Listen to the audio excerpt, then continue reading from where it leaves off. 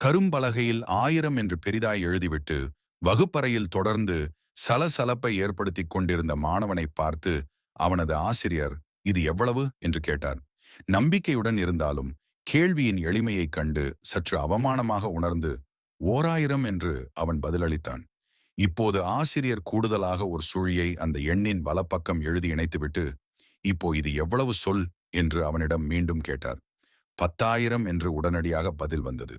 உடன் அந்த ஆசிரியர் இன்னொரு சூழியை அந்த எண்ணின் இடப்பக்கம் எழுதிவிட்டு, தம்பி இது எவ்வளவாம் என்று கேட்டார். அதே 10,000 என்று அவன் உடன் பதில் கூறினான். ஆசிரியர் மெல்ல அவனை பார்த்து கண் சிமிட்டி புன்னகைத்துக் கொண்டே, தம்பி பார்த்தாயா, ஒரு முக்கியத்துவமற்ற எண் ஒரு முக்கியம் வாய்ந்த எண்ணை பின் தொடர்ந்து செல்லும் போது அதன் மதிப்பு உயர்கிறது.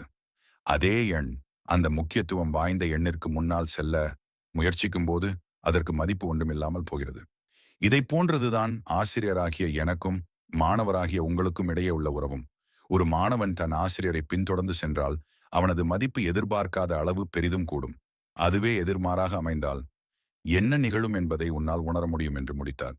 இது வகுப்பறை விதி மட்டுமில்லை, வாழ்க்கையின் விதிமுறையும் கூட. ஒருவர் ஒழுங்கான வழியில் முன்னேற வேண்டுமெனில் நல்ல வழிகாட்டல்களை பின்பற்ற வேண்டும். தவறான வழியில் சென்றால் அவர்களது மதிப்பு குறையும். கற்றல் என்பது கல்வி அளிப்பவரின் பின்னால் செல்வதோடு மட்டுமல்ல, நமது வாழ்விலும் நல்லோரின் வழியில் செல்வது நாம் வளர்வதற்கான முக்கிய காரணமாகும்.